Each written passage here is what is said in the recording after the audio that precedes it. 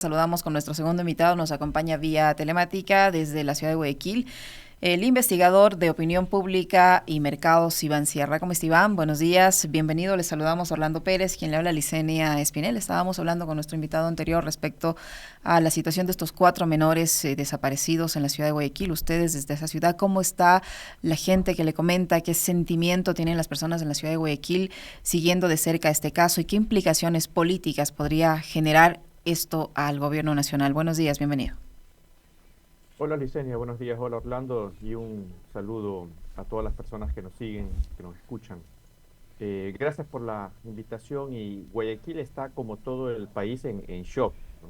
Conmovido, conmovida la ciudad, conmovida la ciudadanía por este hecho que remueve nuestra cotidianidad, remueve los fenómenos y el entorno al cual veníamos estado eh, lamentablemente acostumbrados en el ámbito de delincuencia común, de sicariatos y todo aquello, pero esto transforma por completo las percepciones al respecto y tiene a la ciudadanía conversando de esto. Nos hemos pasado la Navidad, creo, conversando o intentando evitarlo, pero ese intentar evitar es como no ver al elefante dentro de la sala. En eso más o menos hemos estado estos días con la conmoción que esto implica.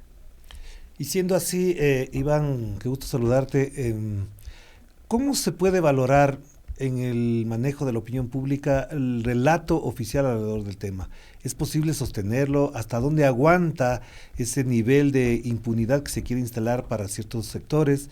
Y al mismo tiempo, ¿hasta dónde las contradicciones, la demora en el aparecimiento público, el comunicado de las Fuerzas Armadas, la entrevista del presidente de la República dan cuenta de una falta de responsabilidad o una falta de autoridad política? ¿Cómo valoras todos estos elementos que te acabo de mencionar? Más que relato es el desrelato, ¿no? O la falta de relato. Es una catarata de inconsistencias entre unos voceros y otros. No hemos tenido a un vocero claro a lo largo de todo el proceso, porque la rueda de prensa inicial la dieron 5 personajes, de los cuales intervinieron 3 y los otros 2 no. Luego hubo uno que salió a hacer vocería, el ministro de Defensa, con una set, solamente él comparando las distintas declaraciones que hizo. Solamente en él hay contradicciones, sin contar Ujú. que si luego se comparan unas con otras. Sí creo que intentaron en cierto momento posicionar ciertas narrativas para proteger a los autores, al menos a los autores materiales. Luego, fíjate que todo se está encaminando hacia los 16 miembros de las Fuerzas Armadas, pero como dicen en el barrio, ¿no? Comúnmente, ellos no se mandan solos, ¿no? Ujú. Eh, y al parecer, reitero, el caso se está encaminando en ese sentido. La narrativa gubernamental ha sido pobre, ha sido inconsistente, y si algo podía agravar más un caso horrendo como este, ha sido justamente esta serie de inconsistencias en las declaraciones del gobierno, la tardanza también. Hay algunos actores del gobierno, algunos personajes del gobierno, ministros y ministras, que debieron haber intervenido de manera protagónica y que lo han hecho apenas con un comunicado tibio, confuso, ambiguo, etcétera. Entonces, más que relato, es un desrelato, es la carencia, la ausencia, la escasez de una comunicación firme, una comunicación clara, que en medio de la tragedia, reitero el adjetivo, horrenda que estamos viviendo, además histórica, porque esto Ujú. nos va a acompañar como sociedad las próximas décadas. Nos Ujú. vamos a acordar de estos casos, como nos acordamos del otro caso infausto de los hermanos Restrepo, y como recordamos que no fue solamente el caso de los Restrepo en esa época, y parece con mucha pena que tampoco es solamente el caso de estos 4 niños acá en Guayaquil en estos tiempos.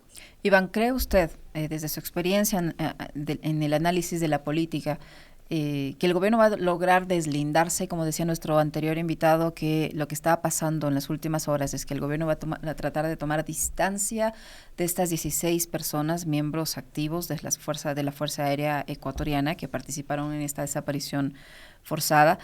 Cuando usted también lo señalaba, ellos obedecen a una doctrina, a unas instrucciones, a unas disposiciones que se les da desde lo más alto, desde las primeras autoridades del Estado para poder ejecutar estas labores de control en el marco de un conflicto armado interno. ¿Hasta qué punto el gobierno va a poder salir bien librado de esta situación y alejarse del tema, atribuyendo exclusivamente la responsabilidad al accionar de este grupo?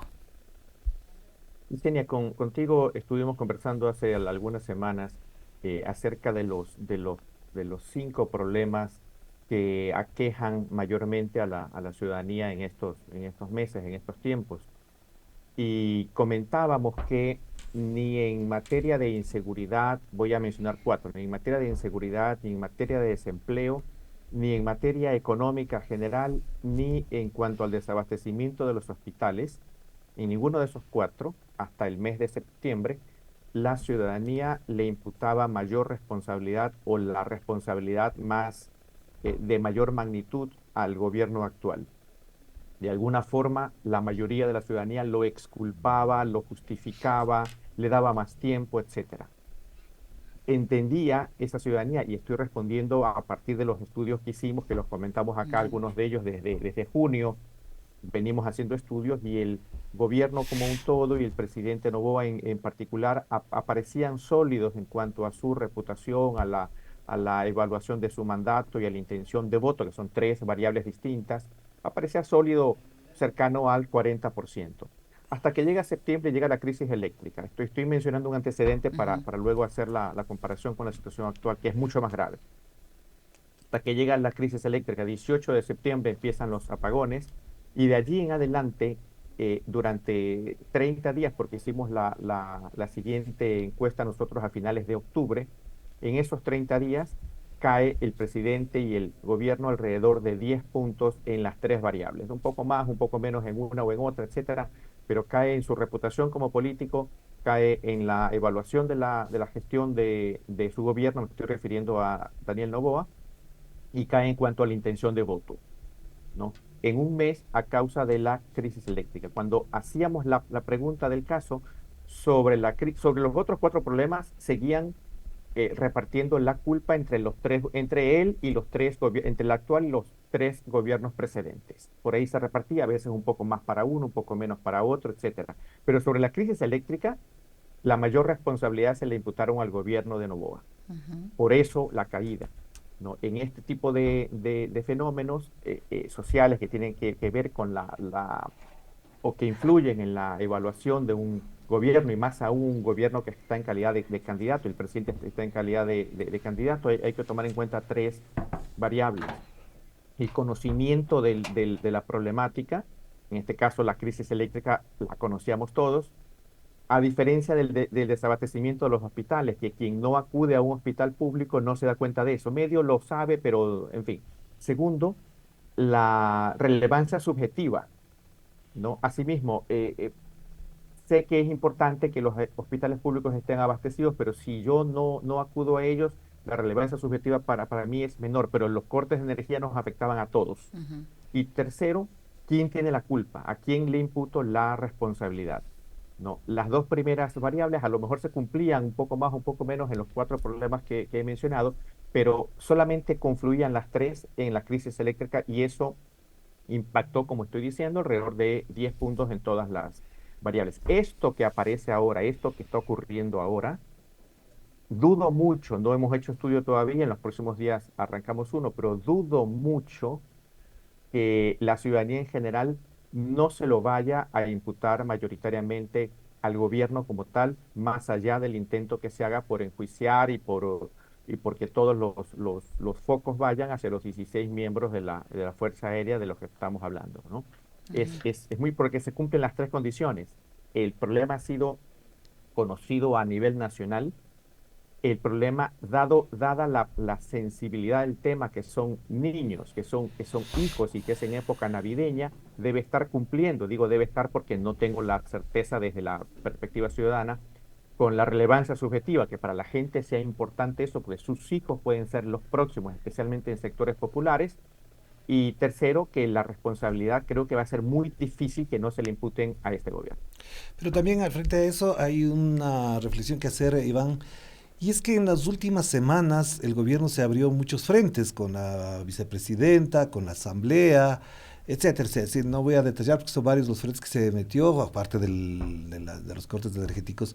Pero cuando el señor Miguel Rivadeneira, que no hizo de periodista precisamente el día que le entrevistó a Daniel Noboa, le decía que no está bien la comunicación, y en respuesta, el presidente de la República, Daniel Noboa, dice, no, al contrario, nuestra comunicación es efectiva, nosotros tenemos una plataforma, tenemos un sistema, nuestros impactos son altos, son 5 millones, etcétera. Esta forma de abordar estas responsabilidades, tratando de ubicar este asunto en el plano estrictamente electoral, ¿hasta dónde va a tener sostén? Se va a sostener, porque si ellos tienen una plataforma, que sabemos cuál es, si ellos sostienen un relato que sabemos que no corresponde precisamente a la realidad, no llega un momento en que se satura, no llega un momento en que se agota, y que más allá de lo que puedan mostrar ellos como su relato o sus métricas, hay una subjetividad que está taladrando en la conciencia de los ecuatorianos y de las ecuatorianas. Es un tema extremadamente sensible, Orlando. Es extremadamente sensible. Y claro que deben sentirse respaldados en su comunicación, si su comunicación está a su vez soportada en una pauta descomunal, la que se ve y la otra. La que se ve, me estoy refiriendo a la cantidad de veces que uno se encuentra cuando uno navega en redes sociales, la cantidad de veces que uno se encuentra con la propaganda del gobierno, ¿no? Descomunal a nivel de pauta, de ese tipo de pauta, y también hay la otra pauta, ¿no? Así que me imagino que por ahí va la aseveración del presidente de que están muy seguros que su comunicación está siendo lo suficientemente buena. Pero es un tema muy sensible como para que solamente se lo vaya a solucionar con comunicación. La comunicación además no solventa problemas, no soluciona problemas, coadyuva a la gestión. Pero si la gestión ha sido o ha tenido estos resultados que estamos viendo, ¿cómo enfrentar eso si luego de 12 días de total silencio, y si luego de una serie de hechos que se van conociendo detrás del hecho grande macabro, son todavía más macabros, el hallazgo de ayer, anteayer, de los cuerpos calcinados, independientemente de si son o no de los niños, es un hallazgo macabro, y seguramente macabro histórico, por el lugar en donde se encuentran. Si se encuentra en una quebrada cualquiera, seguía siendo un hecho lamentable, pero se los encuentra en las inmediaciones de la base aérea a donde fueron transportados los niños, de acuerdo a la versión oficial.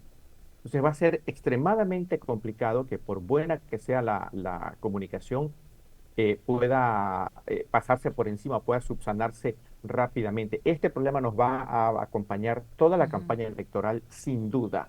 ujú. Y este problema nos va a acompañar durante décadas como sociedad, tampoco tengo ninguna duda.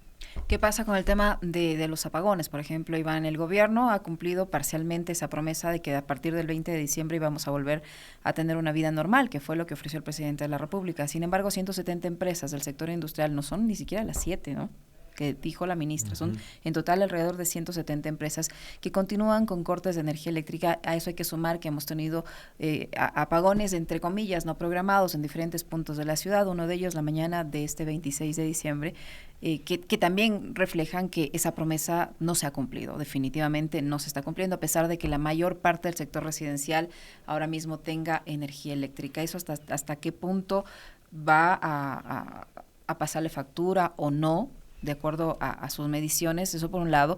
Y por el otro, lo que ha hecho con la vicepresidenta de la República, Verónica Abad, quien, a pesar de haber ganado una primera batalla judicial, Hemos visto todos impactados, estupefactos, como la jueza, después de dar su fallo, denuncia que fue víctima de presiones, que teme por la integridad suya y la de su familia, que está enfrentando pues, posiblemente sumarios administrativos que luego se confirmaron que sí están abiertos, etcétera, y que decía yo que pese a haber ganado una batalla judicial, inmediatamente deciden regresarla a Turquía para evitar que se quede en el país.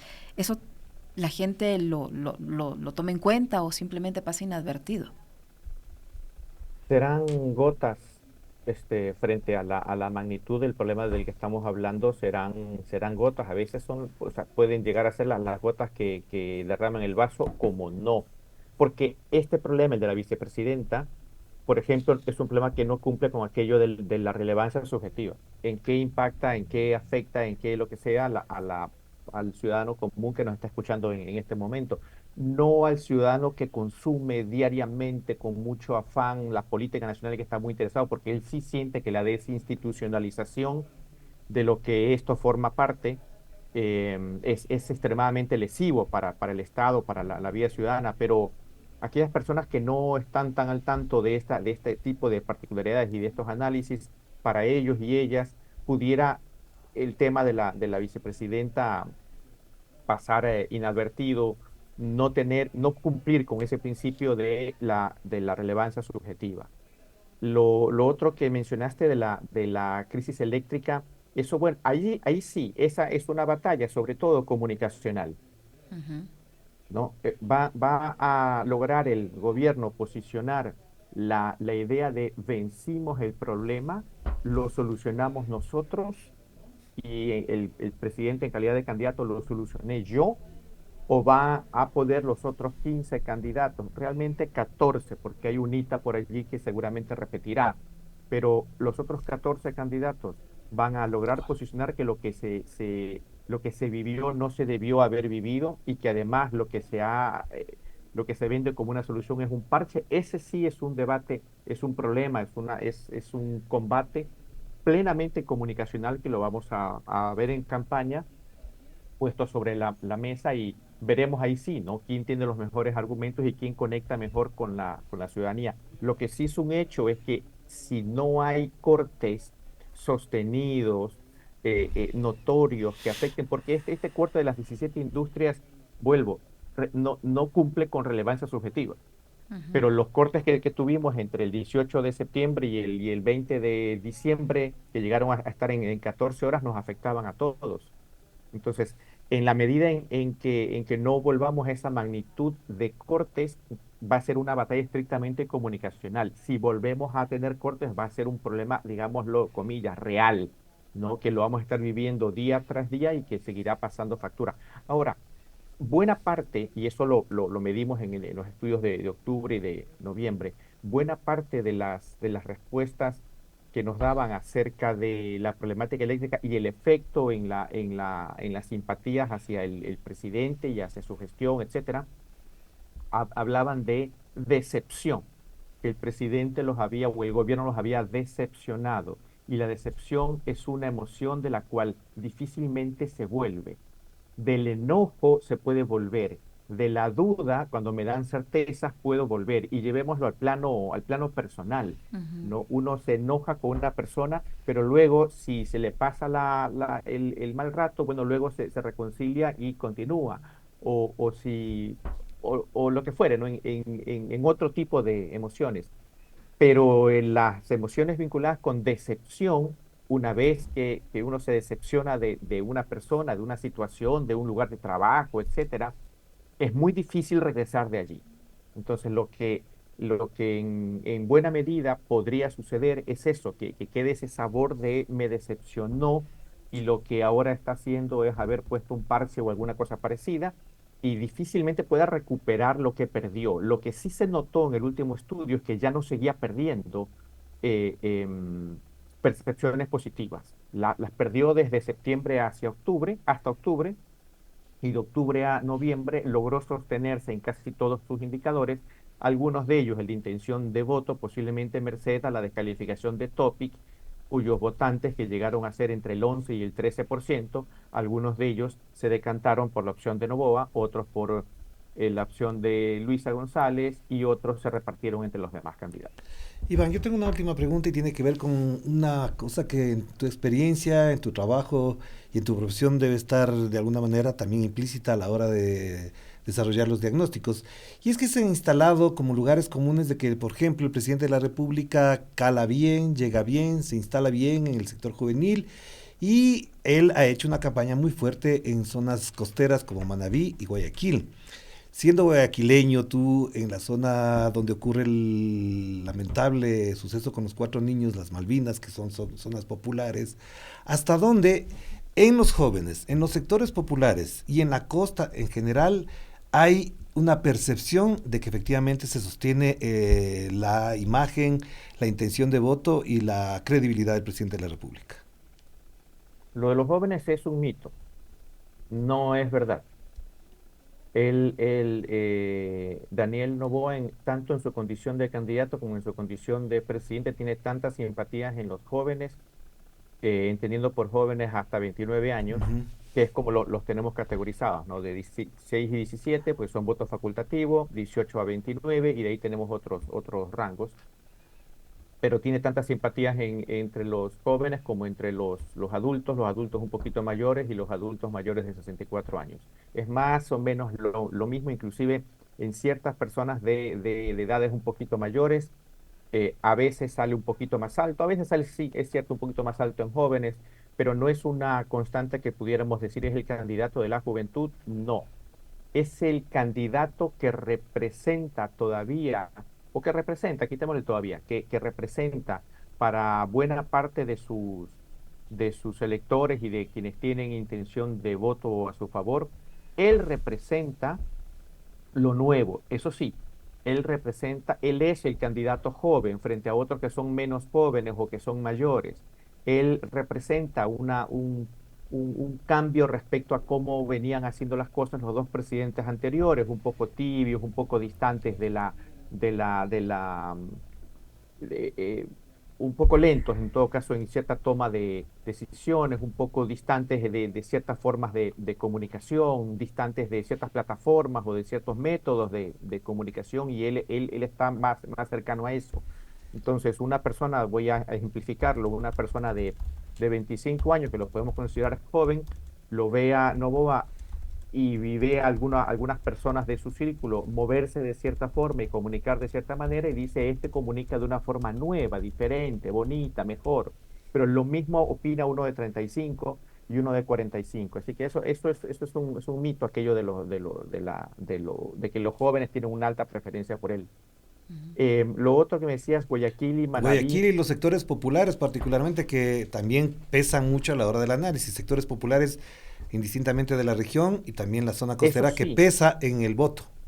eso sí, pero de alguna manera es un fenómeno nacional en el sentido de que logró pulverizar o se ha pulverizado, porque no sé cuánto sea mérito de la gestión gubernamental o comunicacional política de él, o si es un hecho propio de la dinámica política actual, pero se han pulverizado todos los otros partidos políticos y todos los otros actores políticos. Han quedado dos, Ujú.